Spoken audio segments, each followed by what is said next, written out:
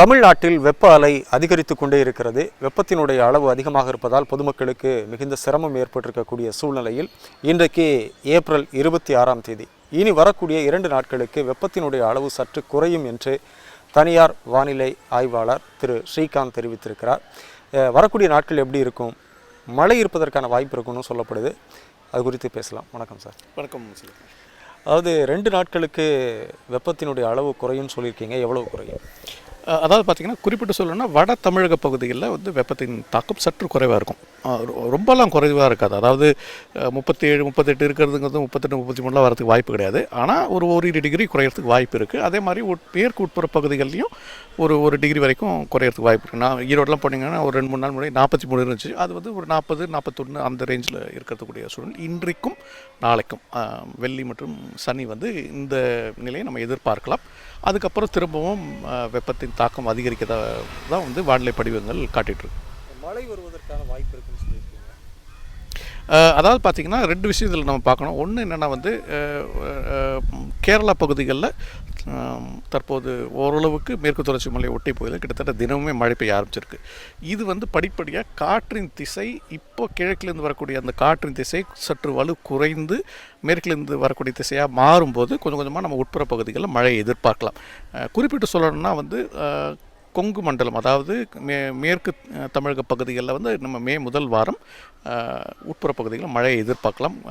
அதே மாதிரி வட மேற்கு தமிழக பகுதிகள், அதாவது தருமபுரி, கிருஷ்ணகிரி, கர்நாடகா ஒட்டி இருக்கக்கூடிய, ஏன்னா பெங்களூரில் நிறைய பேர் எப்போ மழை வரும்னு கேட்டுட்ருக்காங்க.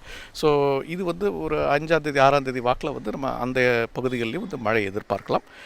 சென்னை போன்ற பகுதிகளில் சாதாரணமாக இந்த நேரத்தில் நமக்கு மழை வராது. ஏன்னா நம்ம கிழக்கத்தை காற்றின் ஆதிக்கம் இருக்கும். அதனால் உட்புற பகுதிகளில் ஏற்படக்கூடிய அந்த இடிமேகங்கள் கரையை நோக்கி வருவதில்லை.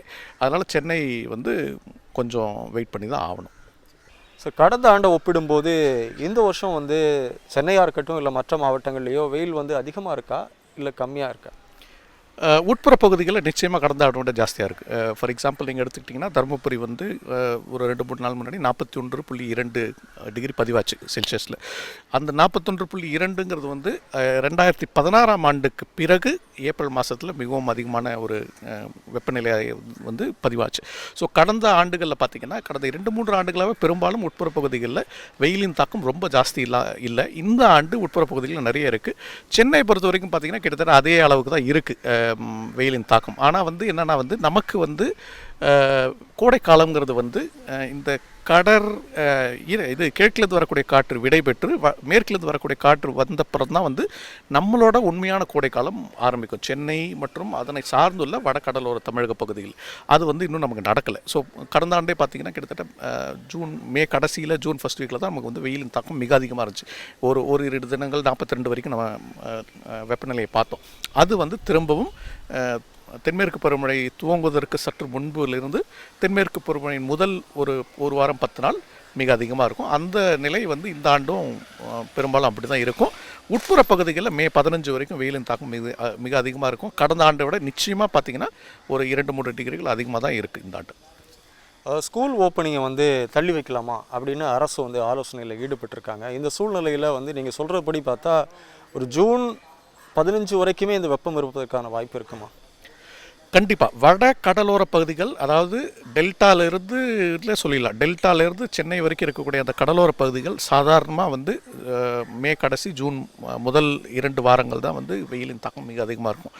கோயம்புத்தூர் போன்ற மேற்கு உட்புற பகுதிகள் அதே மாதிரி கிருஷ்ணகிரி, தருமபுரி போன்ற அந்த வடமேற்கு உட்புற பகுதிகளில் வெயிலின் தாக்கம் குறைஞ்சிரும். ஏன்னா மேலேருந்து வரக்கூடிய காற்று இருக்கிறதுனால.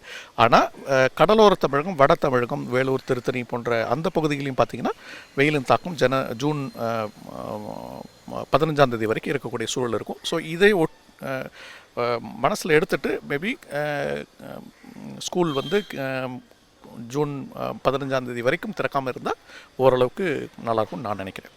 சார், இனிமேல் வரக்கூடிய ஒவ்வொரு வருஷமுமே இதே போல் ஒரு நிலைமை தான் இருக்குமா?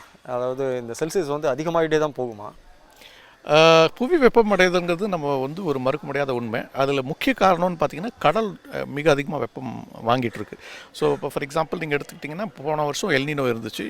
எல்னினோ போது கடல் என்ன ஆகுதுன்னா கடல் நிறைய வெப்பம் உள்வாங்கி கடல் வந்து இயல்பை விட அதிக வெப்பநிலையில் இருக்குது. அந்த உள்வாங்கின வெப்பம் அடுத்த வருஷம் வந்து அது வெளிவிடுது. ஸோ இப்போ வெளிவிடுறப்ப வந்து நிலப்பகுதிகளில் வெப்பத்தின் தாக்கம் அதிகமாக இருக்கும். அதனால தான் பார்த்தீங்கன்னா 2015 எல்னினோக்கு அப்புறம் 2016ஆம் ஆண்டு கோடைக்காலம் மிக கொடுமையாக இருந்தது. குறிப்பிட்டு சொல்லணும்னா உட்புற தமிழகம் மற்றும் தெற்கு கர்நாடக உட்புற பகுதிகள், ராயல்சீமா போன்ற பகுதிகளில் நீங்கள் ஏப்ரல் மாதம் பார்த்தீங்கன்னா பல இடங்களில் மிக அதிகபட்ச வெப்பநிலைன்னு பார்த்தீங்கன்னா 2016 2017 அந்த ஆண்டில் இருக்கும். அதுக்கப்புறம் இப்போ 2024ஆம் ஆண்டு நம்ம வந்து பார்க்குறோம் 2023 எல்னினோக்கு அப்புறம். ஸோ திரும்ப வந்து இந்த கடல் வெப்பம் உள்வாங்கி வெளியே விடும்போது நிலப்பரப்பில் வெப்பத்தின் தாக்கம் நம்ம அதிகமாக உணரலாம். ஸோ இந்த கடல் வெப்பமடைகிறது காரணத்தினால வரும் நாட்களில் பெரும்பாலும் நம்ம இந்த வெப்ப அலைங்கிறது வந்து திரும்பவும் வந்து நம்ம பார்த்துக்கிட்டே இருக்க தான் போகிறோம். ஒன்று. இரண்டாவது வந்து நகர்ப்புற கட்டமைப்பும் ஜாஸ்தி ஆகிட்டு இருக்கு. ஃபார் எக்ஸாம்பிள் எடுத்துக்கிட்டிங்கன்னா சென்னை வந்து ஒரு 30 வருஷத்துக்கு முன்னாடி இருந்த மாதிரி இப்போ இல்லை.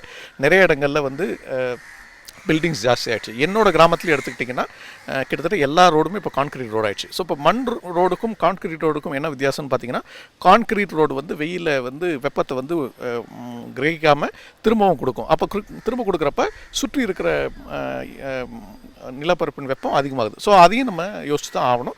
ஸோ வரும் நாட்களில் நிச்சயமாக வந்து வெப்பம் கூட்டிகிட்டு இருக்கிற வாய்ப்பு தான் இருக்கே தவிர குறையறதுக்கு வாய்ப்பு ரொம்ப குறைவு. நிச்சயமாக பல சந்தேகங்களுக்கு ஒரு தெளிவான பதில் கொடுத்துருக்கீங்க. மிக்க நன்றி சார். நன்றி. தேங்க்யூ.